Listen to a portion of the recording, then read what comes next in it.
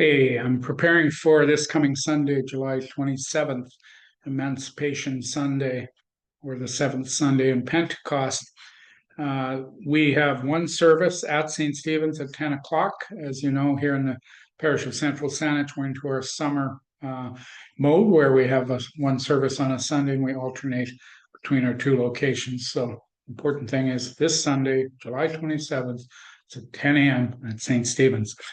And it should be a really interesting Sunday. We're going to have a condensed version of the praise band taking care of the music, and we'll be in the traditional space, the traditional church at St. Stephen's. We've got a variety of really good music selected. And on the theme of emancipation, which of course is the release of slaves to freedom, which, if you study the history, has been a very long, slow process. They may well have had an act of emancipation, but it took many, many years, and is still unfolding for freedom to be fully realized. Even in today, I think there's people that are enslaved to minimum wage jobs or low-paying jobs.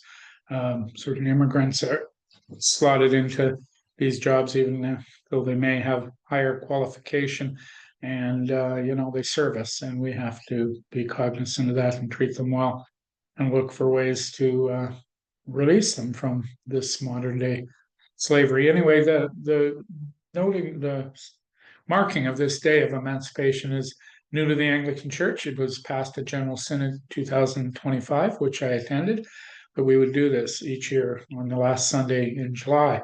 So it's exciting. By next year, we'll be a little more organized with it. So this year, we're just kind of touching on the theme. The other theme of the day is prayer. It's actually from Luke chapter 11, where Jesus taught his disciples to pray. They asked him to. And what does he teach them? But what we know today is the Lord's Prayer. So it's a deep dive into the Lord's Prayer. It's a deep dive into a couple of parables that Jesus tells about prayer. So an opportunity for us to examine our own prayer lives, to reflect on our prayer lives, to pause and realize what it means to have this direct and open communication with God, a God who loves us, a God who accepts us, a God who takes us however we may be.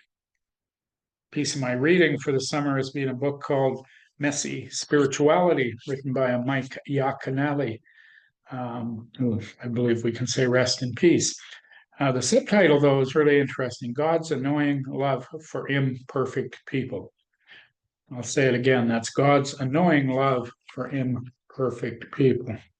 So there you go. It's not a big book, thin, easy to read, but very interesting, and I recommend it. It's a book that I think gives us permission to be the human beings that we are. I don't know about you, but I, from time to time, pinch myself and go, God, have you really selected me to be part of your church? And yes, God has, and God chooses you to be part of the kingdom in the here and now and in the not yet realized future. So do stay close to God, and do know that your prayer life is perfect. You can enhance it if you wish, you can make changes, but at the end of the day, God loves you, wants to speak to you, and is happy with whatever format that might take.